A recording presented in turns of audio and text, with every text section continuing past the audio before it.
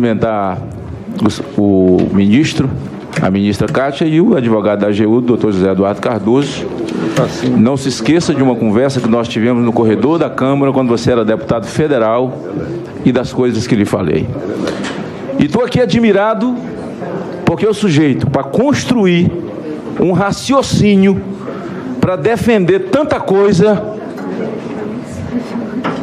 realmente eu tenho que louvar a sua inteligência, capacidade de construir um raciocínio diante de tanta coisa que é absolutamente evidente. O drama desse governo, o problema dele é a arrogância. E a arrogância precede a ruína. Aí o senhor me diz, mas isso não é técnico. Houve um corte na Câmara e mandou para cá dizendo o seguinte: trata desses dois pontos, ponto. E não pode falar do conjunto da obra. O problema, doutor Zé Eduardo, é que para fazer a defesa, vocês falam do conjunto da obra. E todas as vezes que o governo, aliás, é chamado a explicar um ponto onde ele é devedor, ele evoca o currículo do Lula, evoca o mandato do Lula. Quando ele é chamado onde é devedor, ele diz, mas nós fizemos o Bolsa Família, nós fizemos Minha Casa Minha Vida, quando nós entramos no governo, o PIB era tanto, devia tanto, nós subimos para tanto, o risco Brasil estava lá em cima, entramos, caiu, evoca um currículo para não se chegar ao ponto. Ora, como que eu sou político, estou numa casa política, eu tenho que evocar o conjunto da obra para que eu possa fazer o povo que nos vê entender. Eu fui vereador, Vossa Excelência foi vereador e presidente da Câmara de São Paulo. E acho que Vossa Excelência é um dos poucos quadros que resta do partido. Eu não vou tecer comentário disso não, vou ficar quieto. Eu já falei para Vossa Excelência aquele dia lá. Vossa Excelência foi presidente da Câmara. Vossa Excelência sabe que quando lhe mandava o orçamento da prefeitura, Vossa Excelência colocava para votação, os vereadores votavam os 100 milhões para São Paulo, que é pouco, estou só fazendo uma. Pronto, 100 milhões votou. No ano seguinte, o prefeito começa a usar o orçamento, descobre em agosto que gastou, teve dissídio coletivo, aumentou salário mínimo e não deu. Ele precisa pagar salário no final do ano. Aí mandava para Vossa Excelência pedindo para fazer um aditivo no orçamento. Vossa Excelência botava para votar. Eu quero mais 100. Os vereadores votavam. Ele recebia e gastava. Mas se ele não mandasse pedindo esse aditivo a Vossa Excelência como presidente da Câmara de São Paulo e os vereadores não votassem, o promotor denunciava ele e ele era afastado por crime de responsabilidade, sem nunca ter mandado matar ninguém, sem dinheiro na Suíça, sem ser diferente de Eduardo Cunha. Porque o problema é que para poder explicar, vocês evocam o conjunto da obra e faz uma gincana entre o crime de Eduardo Cunha. O menino falou isso aqui agora, Lidberg, meu amigo, esse triatleta aqui. Aliás, nem gostei da última fala dele, porque ele sabe que ele foi prefeito de Nova Iguaçu e todo prefeito e governador sai com processo, com um monte de acusação, e ele, quando falou isso com a Anastasia, não se lembrou que ele também já foi gestor. Deixa eu falar uma coisa para Vossa Excelência. Isso é o simples. Isso é o simples. Quantos prefeitos nesse país viraram ficha suja, a família não pode andar na rua e eram pessoas de bem, nunca mataram, não tem conta na Suíça, nunca fizeram reunião com Eduardo Cunha. Mas eles tiraram o dinheiro da educação e pagaram o salário mínimo, pagaram o salário e 13º no final do ano. O promotor falou, você nunca matou ninguém, mestre. Você nunca matou ninguém, mas você cometeu um crime de responsabilidade fiscal, você vai sair. Eu não estou dizendo que Dilma é criminosa. Ela é uma mulher de mãos limpas.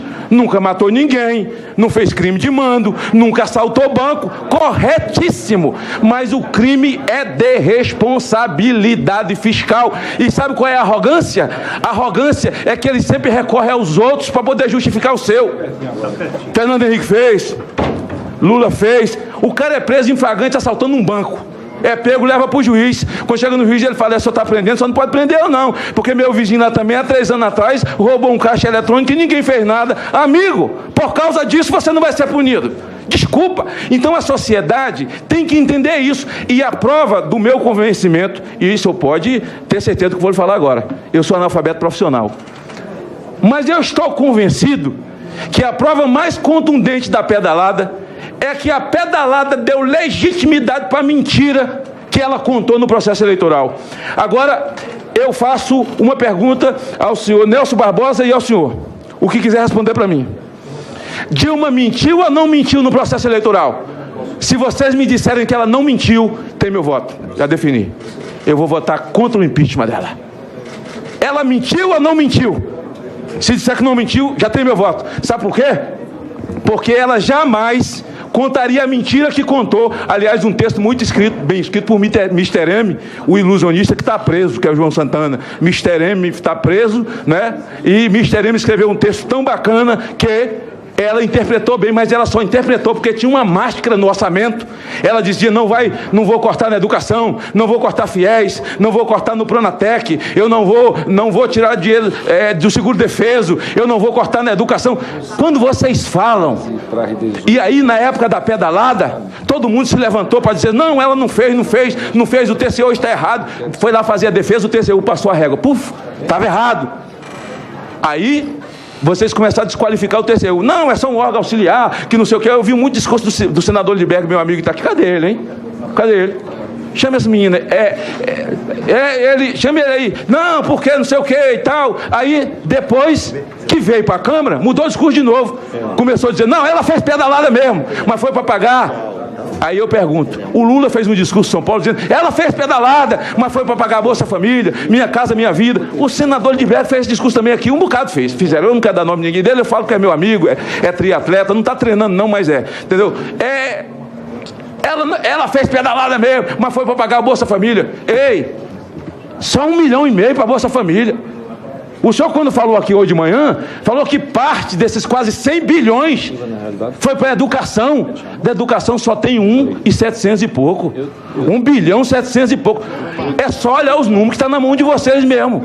Então a minha pergunta é a seguinte: Dilma mentiu ou não mentiu no processo eleitoral? E ela mentiu porque ela tinha o respaldo das pedaladas, que foi a chancela, e deu a ela segurança para mentir no processo eleitoral.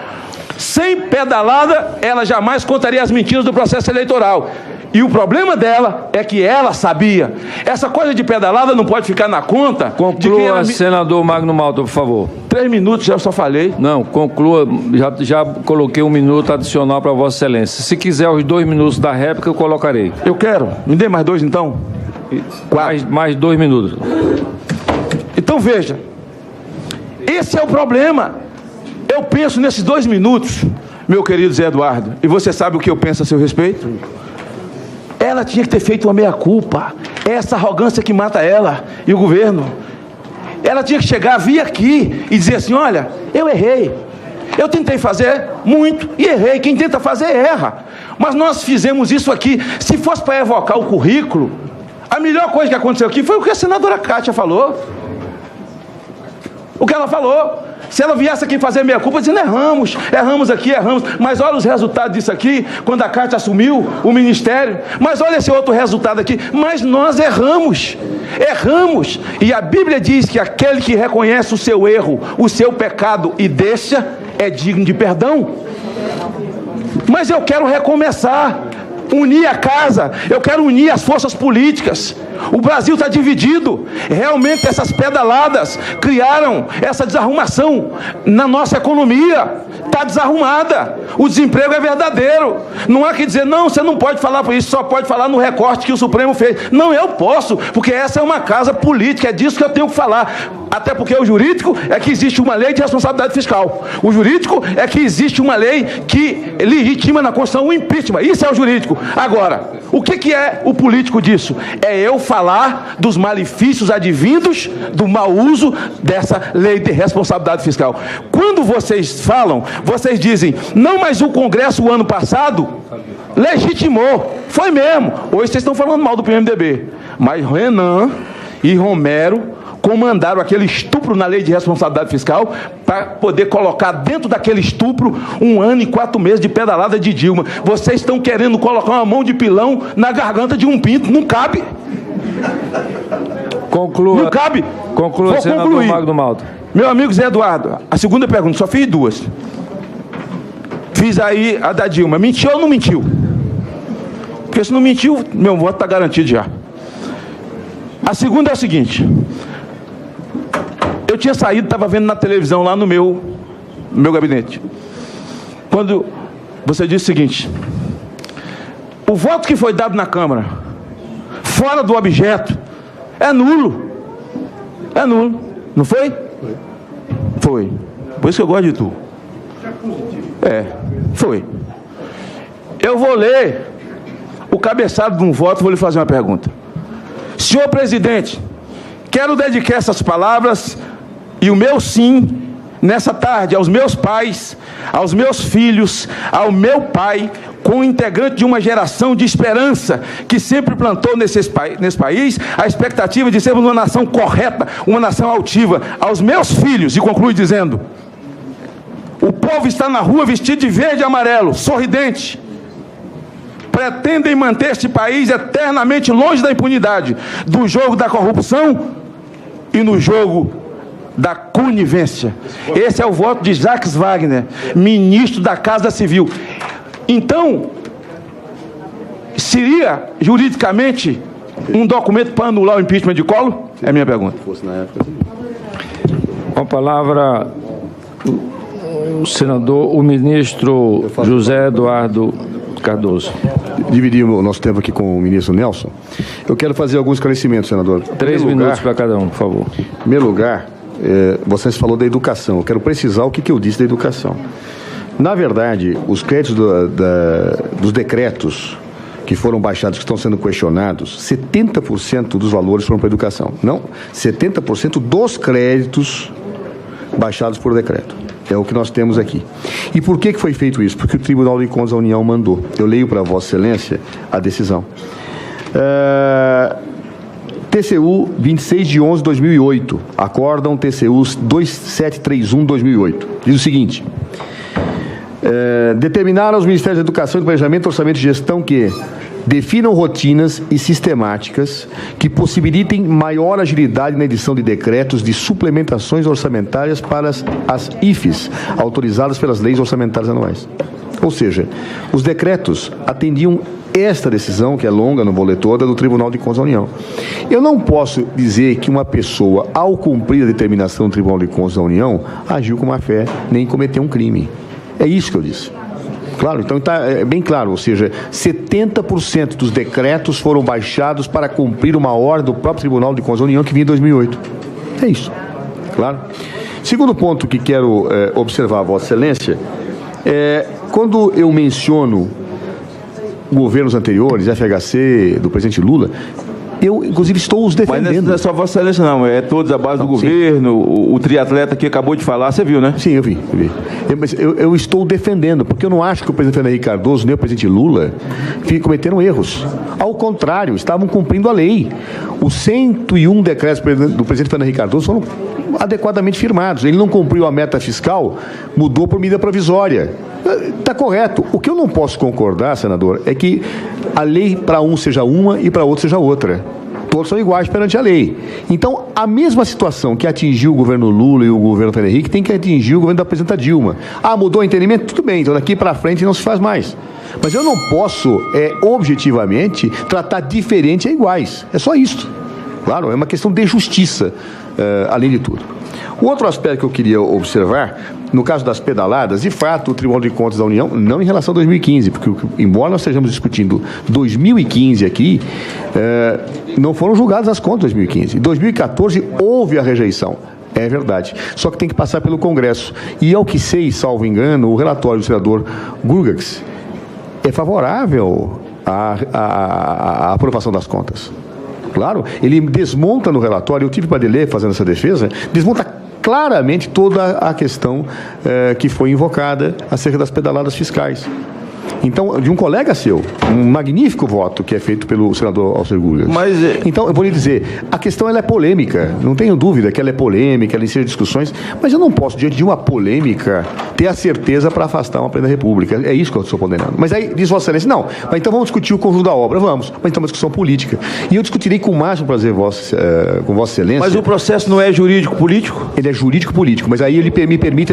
Mas é o que eu digo, Vossa Excelência como advogado, na sua capacidade e a base do governo, na hora de se justificar, eles convocam, eles vão buscar no conjunto da obra e muito mais, eles evocam o currículo do Lula para juntar os outros. Porque, na verdade, o que o Brasil está nos vendo é o seguinte, o que se acostumou é que Lula e o governo come pão com sardinha com o povo na rua, mas de noite vai comer caviar e lagosta com os empreiteiros no motel.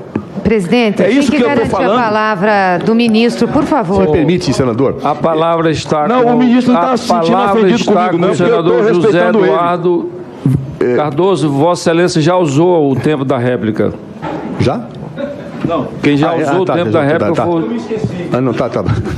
Então, o que eu estou querendo poder a Vossa Excelência é que essa discussão é absolutamente legítima, e Vossa Excelência, como senador, como todos os senadores e senadoras, tem direito de fazê-lo. E eu, como ministro, também tenho direito de fazê-lo. Agora, há locais, situações e momentos para tudo. Num processo de impeachment, eu não posso ter discussão sobre o conjunto da obra, porque eu estou tratando daquilo que se acusa e daquilo que se defende.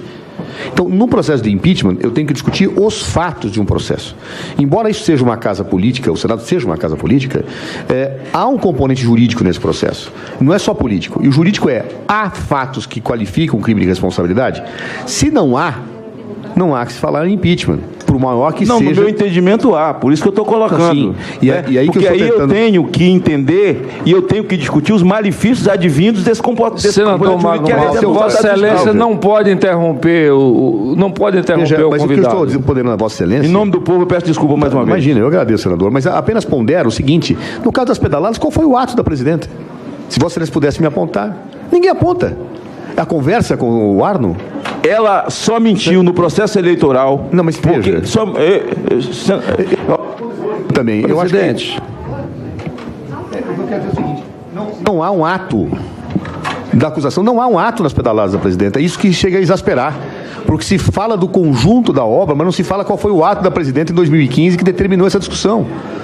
Então, eu quero ponderar a Vossa Excelência que essa discussão é bem-vinda, podemos discutir, mentiu, não mentiu. Isso está desde a campanha eleitoral que se arrasta essa discussão.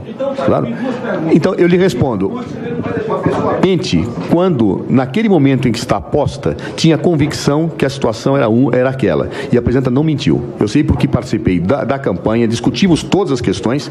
Posteriormente, o quadro financeiro se agravou e a crise política, então, agravou mais. Ela já subiu o juro uma semana depois. Não, veja, não é subir os juros. O que acaba acontecendo é o seguinte, no processo eleitoral, no curso do processo, nós começamos a ter um conjunto de incidências que não eram boas. Mas vou lhe falar que a discussão que nós tivemos na cúpula da campanha, eu participei, embora não fosse da coordenação, participei de reuniões, era que o quadro econômico iniciava uma situação de agravamento, mas não que chegaria a uma situação possivelmente gerada pela crise política que nós estamos vivendo. Mas você acha que ela mentiu ou não mentiu? Não mentiu. Então não ganhou meu voto. Ela não mentiu? Eu perdi um voto. Mas ela não mentiu. Mas o senhor falou que ia votar no impeachment, também, então acabamos agora. Eu quero saber se ela mentiu ou não mentiu. Não mentiu, não digo não. Né? Eu participei das discussões. Eu não vou ser indelicado, mas Vossa Excelência é o advogado. Se Vossa Excelência fosse o ministro da Justiça, eu falaria o que eu pensei em falar. Mas como advogado, Vossa Excelência realmente tem que construir esses argumentos, porque é o seu cliente. Eu respeito isso aí. É o seu cliente. Mas olha, aí não é questão de clientela, não. Ela não seria. Senador Magno Malta, eu vou. Agora a última pergunta. Senador Magno Malta, o voto de Jacques anula o impeachment de Collor? Quero lhe ponderar o seguinte. Vossa Excelência não vai responder essa pergunta porque ele falou já fora do tempo. Não vai responder. Não vai responder. Não vai responder. Pode pedir a um colega para responder. Não pode. Quem vai responder é ele, não sou eu, não. Não pode. Todos nós temos que obedecer às regras aqui. O senhor não estava para ver Lindbergh? O senhor não estava aqui para ver Lindbergh falar? Ele pode responder essa pergunta, mas no tempo de um outro colega nosso. Sim, mas e o de Lindbergh? Vossa Excelência não estava aqui, é 2 pesos, 2 medidas? Então eu sou um time de segunda divisão, ele é de primeira. Vossa Excelência já estourou os 8 minutos de Lindbergh Farias. Meu presidente, já está em 10 minutos. O senhor não faça isso, deixe ele responder. Anula o impeachment de Collor? Você não respondeu, não tem problema, presidente. Gosto tanto do senhor, pelo amor de Deus. Responda, ministro. Ao que sei, senador Magno Malta, essa questão nunca foi levantada no impeachment do Fernando Collor de Mello. Mas se fosse levantada, não tenho a menor dúvida. Vários que avaliam a juridicidade da teoria dos motivos determinantes nesses casos dariam a mesma posição que dei. Uma autoridade não é obrigada a motivar o seu ato, mas se o faz, os motivos ficam presos a ele. Isso é teoria dos motivos determinantes, senador Ferraz. Não sou eu quem digo. Não, tem muitas teorias, mas algumas são aceitas e outras não. A teoria dos motivos determinantes é aceita por... Eu até sugiro a Vossa Excelência, podemos até fazer uma brincadeira. Pegue qualquer livro de direito administrativo e veja se não fala a teoria dos motivos determinantes. Claro? Conclua, ministro. Portanto, é uma realidade aceita no Brasil e fora do Brasil. Agradeço, senhor presidente, sua misericórdia para com a minha pessoa. A Bíblia diz que há momentos na vida em que a graça tem que ser maior do que a lei. E Vossa Excelência desceu a graça. E advogado sabe isso não, mas aprenda aí. Muito obrigado, senador. Passo a palavra agora, na condição de líder, ao senador Cristóvão Buarque. Senhores ministros, senhores senadores, antes de qualquer coisa, para ter credibilidade o que eu vou falar, senador presidente, eu quero dizer que é falsa uma notícia nos jornais de que eu teria cargo no próximo governo. Não há essa hipótese.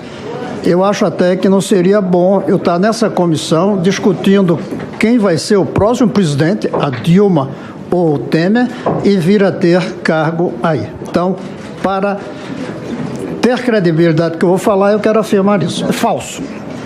Segundo, ministro, e ele saiu nessa hora. Ministro José Eduardo, não, eu queria fazer um pedido, ministro. Pelo carinho e respeito, não fale em golpe, porque fica mal. Veja bem, do ponto de vista lógico, como é que pode se explicar um golpe em que os conspiradores se reúnem para ouvir os ministros do governo sobre o qual a gente quer dar golpe, transmitido ao vivo pela televisão? O povo não ia deixar. Não existe isso.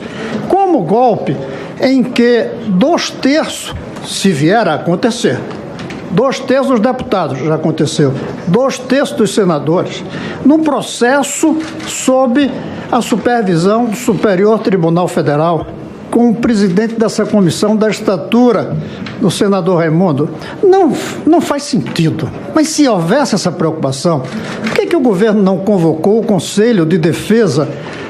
Por que não convocou o Conselho da República para manifestar a preocupação? Então, eu creio que se, do ponto de vista eleitoral, se quer passar a ideia de golpe visando as eleições futuras, tudo bem, é um processo eleitoral. Mas aqui, na qualidade de ministro, sinceramente, eu que o recebi, achei tão boa a nossa conversa e até me balançou muito sobre se há ou não aqueles crimes específicos. Eu queria pedir que não se falasse em golpe. Segundo, eu quero dizer que uma coisa já conseguiu esse processo. E o meu querido e velho amigo vai gostar, Luísio. Eu estou convencido que o parlamentarismo é uma necessidade, senadora Luísio. Por quê? Se tivesse aqui em discussão um voto de desconfiança do governo Dilma, eu daria sem titubeio, senadora Anastasia. Sem dúvida. E tem uma lógica nessa desconfiança. É que se esgotou o modelo de 13 anos que foi implantado. A Constituição daqui e de outros lugares, elas são muito sábias, as Constituições, ao proibir reeleição mais de uma vez. Mas o Lula, que teve a sabedoria de não querer um terceiro mandato, que teria conseguido, deu um truque, deu um nó. E teve o terceiro mandato e o quarto mandato através da presidente Dilma. Cansou, esgotou. E aí, dá para a gente fazer uma lista de crimes, do ponto de vista do parlamentarismo. Tem sim um crime de desarticulação da economia, e basta ver a manchete de hoje da Folha. Tem um crime do abismo da dívida, do golpe de mentiras eleitorais, de mentiras durante o mandato, como o pré-sal vai resolver a educação. A classe média brasileira tem hoje milhões de pessoas. A culpa é da oposição, da crise, acabou a pobreza. A corrupção foi um crime, sim, essa corrupção sistêmica general. O caos na saúde é um crime. Ter deixado de lado investimentos no saneamento e agora a gente está vivendo o problema dos mosquitos. Foi um crime.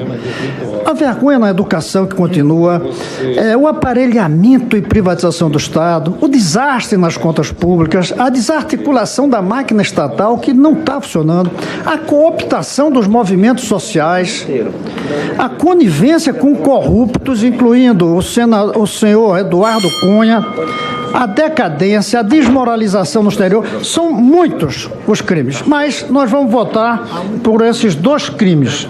E eu quero perguntar ao ministro Nelson Barbosa se essa crise que a gente vive não permite dizer que houve uma irresponsabilidade ao longo de 2014. Contrário, estavam cumprindo a lei. Os 101 decretos do presidente Fernando Henrique Cardoso foram adequadamente firmados. Ele não cumpriu a meta fiscal, mudou por medida provisória. Está correto. O que eu não posso concordar, senador, é que a lei para um seja uma e para outro seja outra. Todos são iguais perante a lei. Então, a mesma situação que atingiu o governo Lula e o governo Fernando Henrique tem que atingir o governo da presidenta Dilma. Mudou o entendimento? Tudo bem, então daqui para frente não se faz mais. Mas eu não posso, objetivamente, tratar diferente a iguais. É só isso. Claro, é uma questão de justiça, além de tudo. O outro aspecto que eu queria observar, no caso das pedaladas, de fato, o Tribunal de Contas da União, não em relação a 2015, porque, embora nós estejamos discutindo 2015 aqui, não foram julgadas as contas de 2015. Em 2014, houve a rejeição. É verdade. Só que tem que passar pelo Congresso. E, ao que sei, salvo engano, o relatório do senador Gurgax é favorável à aprovação das contas. Claro, ele desmonta no relatório, eu tive para ler fazendo essa defesa, desmonta claramente toda a questão que foi invocada acerca das pedaladas fiscais. Então, de um colega seu, um magnífico voto que é feito pelo senador Alcir Gurgax. Então, eu vou lhe dizer, a questão ela é polêmica, não tenho dúvida que ela é polêmica, ela enseja discussões, mas eu não posso, diante de uma polêmica, ter a certeza para afastar uma presidente da República. É isso que eu estou condenando. Mas aí diz Vossa Excelência, não, mas então vamos discutir o conjunto da obra. Vamos, mas então é uma discussão política. E eu discutirei com o máximo prazer com Vossa Excelência. Mas o processo não é jurídico-político? Ele é jurídico-político, mas aí ele me permite... Mas é o que eu digo, Vossa Excelência como advogado, na sua capacidade e a base do governo, na hora de se justificar, eles convocam, eles vão buscar no conjunto da obra e muito mais, eles evocam o currículo do Lula para juntar os outros, porque na verdade, o que o Brasil está nos vendo é o seguinte, o que se acostumou é que Lula e o governo come pão com sardinha com o povo na rua, mas de noite vai comer caviar e lagosta com os empreiteiros no motel. Presidente, é isso que eu estou falando. A palavra do ministro, por favor. Você permite, senador? A palavra está não, com... o ministro não está se sentindo ofendido comigo, não. O senador José Eduardo Cardoso. Vossa Excelência já usou o tempo da réplica. Já? Não. Quem já usou o tempo da réplica foi... Eu me esqueci. Não, tá. Então, o que eu estou querendo poder a Vossa Excelência é que essa discussão é absolutamente legítima. E Vossa Excelência, como senador, como todos os senadores e senadoras, tem o direito de fazê-lo. E eu, como ministro, também tenho o direito de fazê-lo. Agora, há locais, situações e momentos para tudo. Num processo de impeachment, eu não posso ter discussão sobre o conjunto da obra, porque eu estou tratando daquilo que se acusa e daquilo que se defende. Então, num processo de impeachment, eu tenho que discutir os fatos de um processo. Embora isso seja uma casa política, o Senado seja uma casa política, há um componente jurídico nesse processo. Não é só político. E o jurídico há fatos que qualificam um crime de responsabilidade?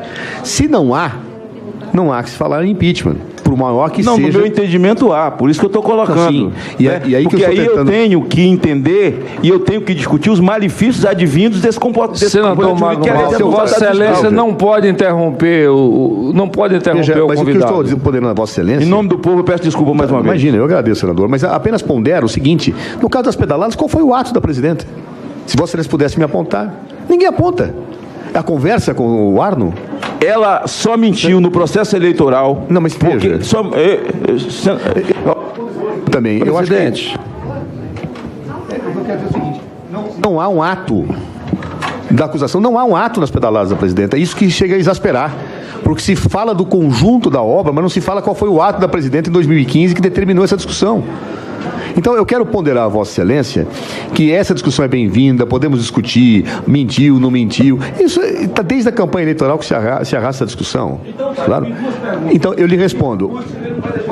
Mente, quando, naquele momento em que está aposta, tinha convicção que a situação era aquela. E a presidenta não mentiu. Eu sei porque participei da campanha, discutimos todas as questões. Posteriormente, o quadro financeiro se agravou e a crise política, então, agravou mais. Ela já subiu o juro uma semana depois. Não, veja, não é subir os juros. O que acaba acontecendo é o seguinte: no processo eleitoral, no curso do processo, nós começamos a ter um conjunto de incivilidade fiscal. E sabe qual é a arrogância? A arrogância é que ele sempre recorre aos outros para poder justificar o seu. Fernando Henrique fez, Lula fez. O cara é preso em flagrante assaltando um banco. É pego, leva para o juiz. Quando chega no juiz, ele fala: só está prendendo, só não pode prender eu não. Porque meu vizinho lá também, há 3 anos atrás, roubou um caixa eletrônico e ninguém fez nada. Amigo, por causa disso você não vai ser punido.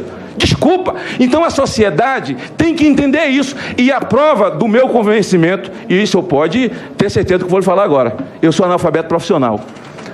Mas eu estou convencido que a prova mais contundente da pedalada é que a pedalada deu legitimidade para a mentira que ela contou no processo eleitoral.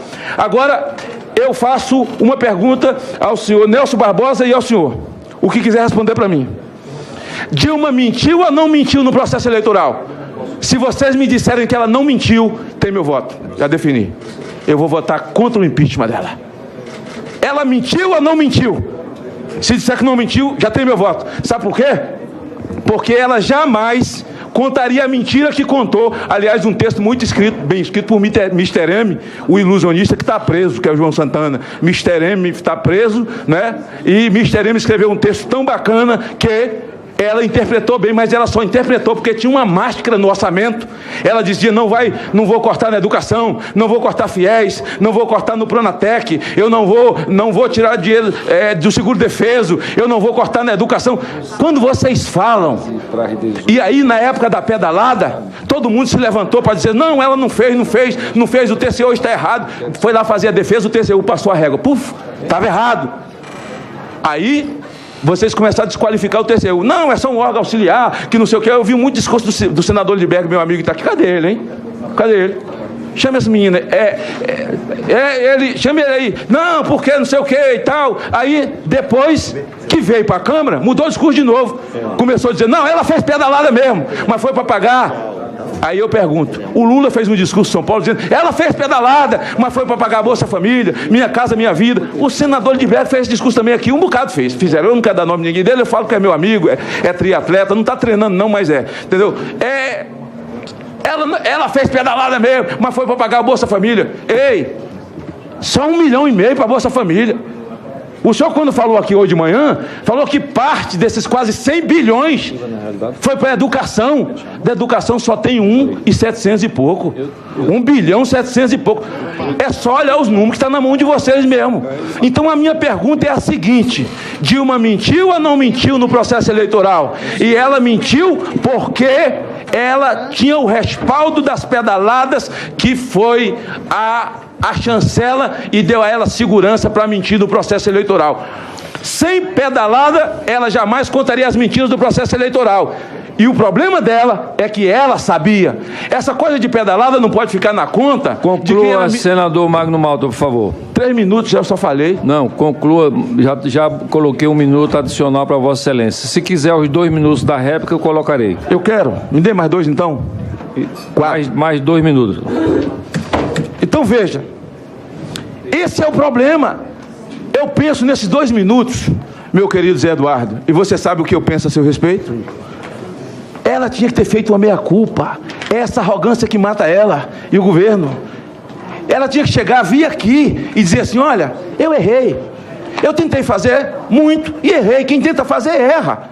Mas nós fizemos isso aqui. Se fosse para evocar o currículo, a melhor coisa que aconteceu aqui foi o que a senadora Kátia falou. O que ela falou. Se ela viesse aqui fazer meia-culpa, dizendo: erramos aqui, erramos. Mas olha os resultados disso aqui, quando a Kátia assumiu o ministério. Mas olha esse outro resultado aqui. Mas nós erramos. E a Bíblia diz que aquele que reconhece o seu erro, o seu pecado e deixa, é digno de perdão. Mas eu quero recomeçar. unir a casa, eu quero unir as forças políticas. O Brasil está dividido. Vou cumprimentar o ministro, a ministra Kátia e o advogado da AGU, doutor José Eduardo Cardoso.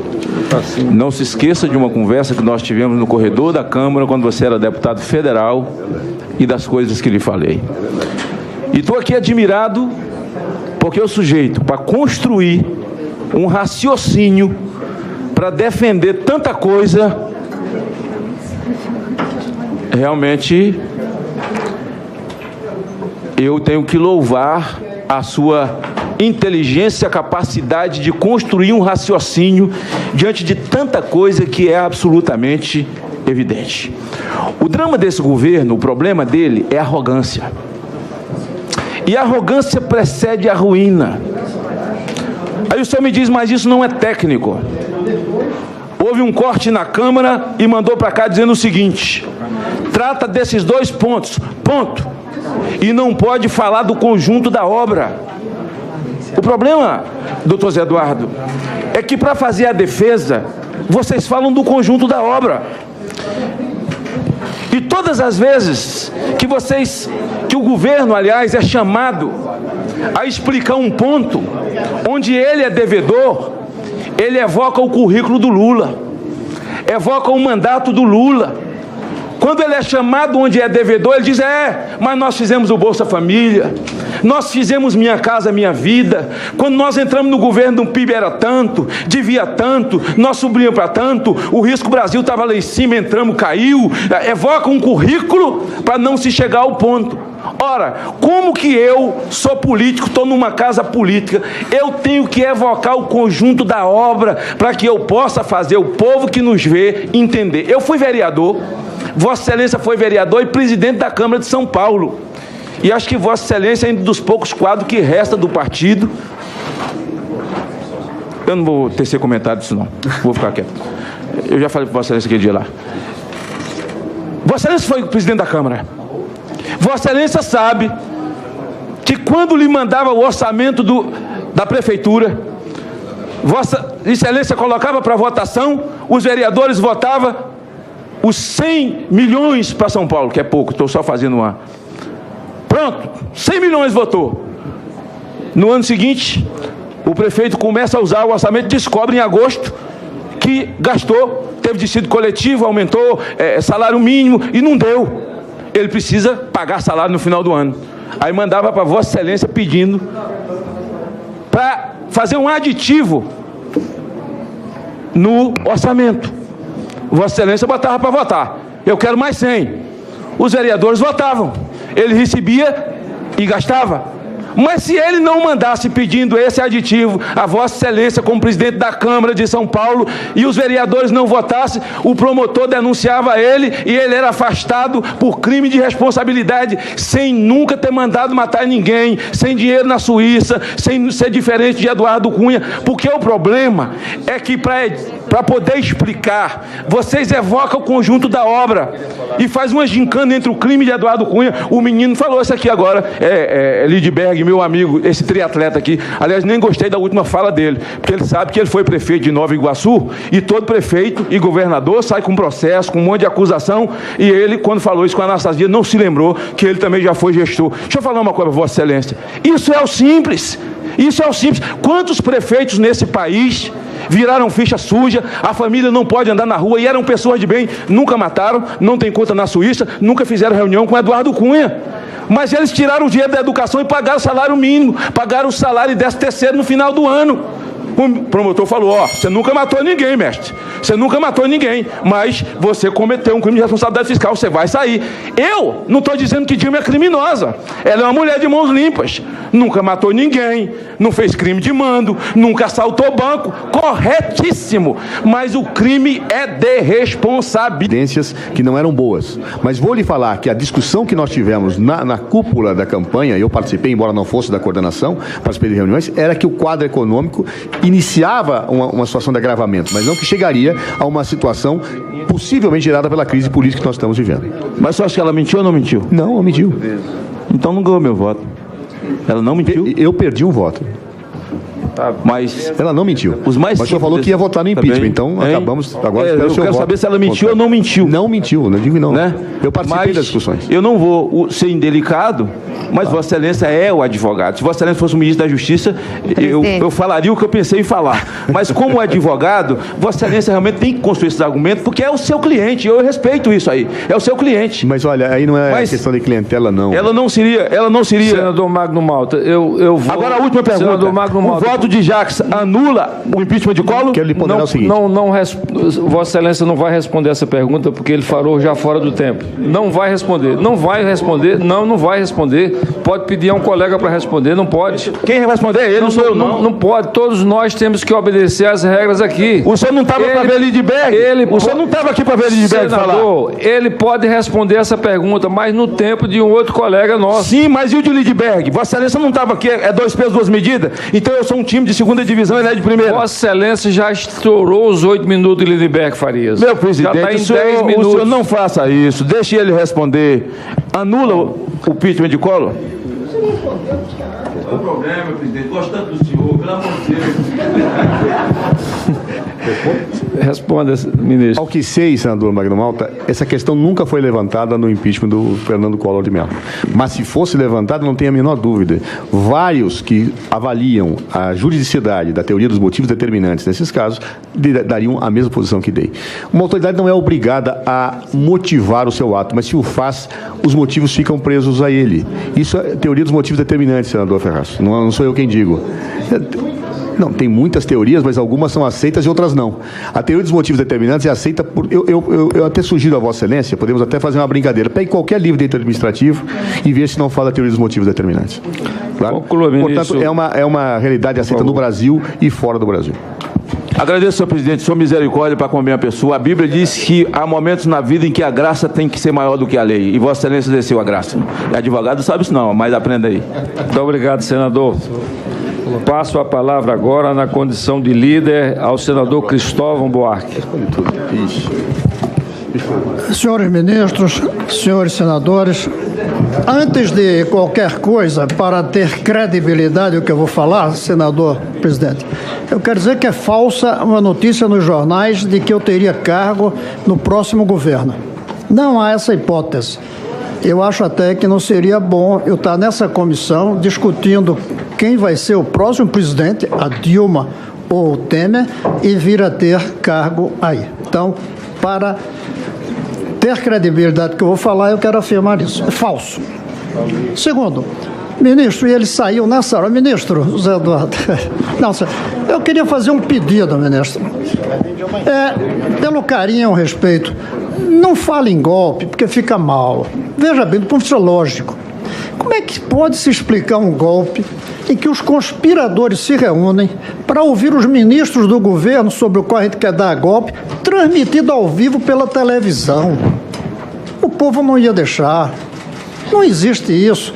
Como golpe em que 2/3, se vier a acontecer, 2/3 dos deputados, já aconteceu, 2/3 dos senadores, num processo sob a supervisão do Superior Tribunal Federal, com o presidente dessa comissão da estatura do senador Raimundo, não faz sentido. Mas se houvesse essa preocupação, por que o governo não convocou o Conselho de Defesa? Por que não convocou o Conselho da República para manifestar a preocupação? Então, eu creio que se, do ponto de vista eleitoral...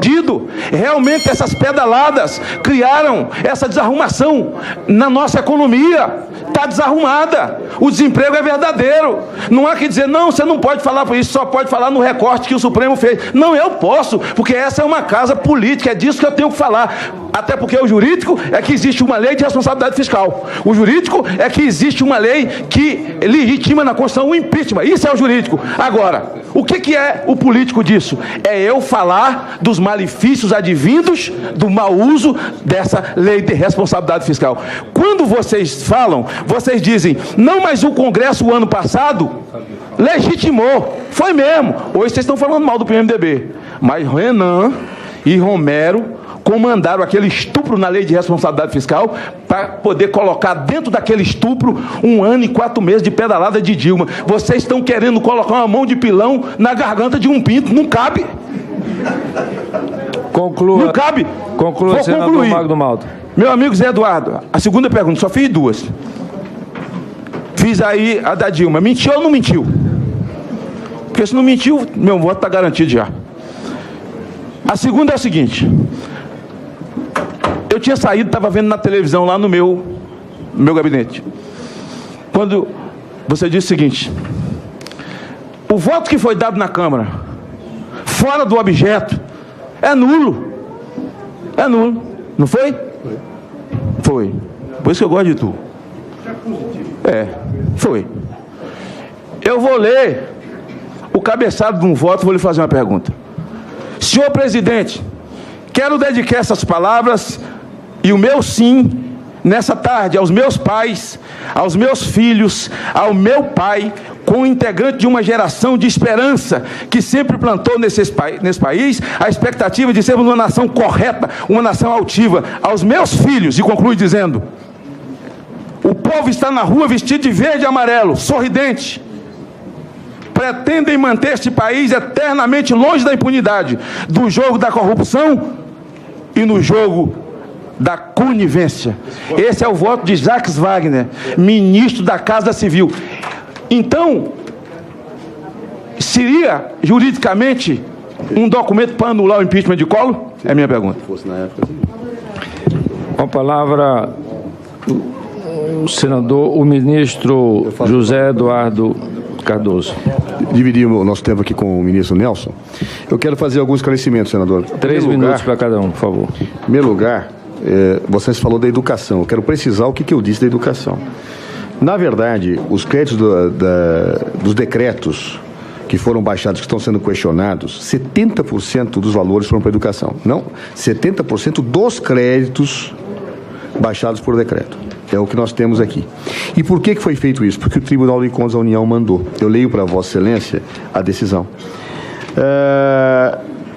TCU 26 de 11 de 2008. Acórdão TCU 2731/2008. Diz o seguinte: determinar aos Ministérios da Educação e Planejamento, Orçamento e Gestão que definam rotinas e sistemáticas que possibilitem maior agilidade na edição de decretos de suplementações orçamentárias para as IFES, autorizadas pelas leis orçamentárias anuais. Ou seja, os decretos atendiam esta decisão, que é longa, não vou ler toda, do Tribunal de Contas da União. Eu não posso dizer que uma pessoa, ao cumprir a determinação do Tribunal de Contas da União, agiu com má fé, nem cometeu um crime. É isso que eu disse. Claro, então está bem claro, ou seja, 70% dos decretos foram baixados para cumprir uma ordem do próprio Tribunal de Contas da União que vinha em 2008. É isso, claro. Segundo ponto que quero observar, Vossa Excelência, quando eu menciono governos anteriores, FHC, do presidente Lula, eu, inclusive, estou os defendendo. Mas não é só Vossa Excelência, não. É todos a base do governo, o triatleta que acabou de falar, você viu, né? Sim, eu vi. Mas eu estou defendendo, porque eu não acho que o presidente Henrique Cardoso nem o presidente Lula cometeram erros. Ao contrário.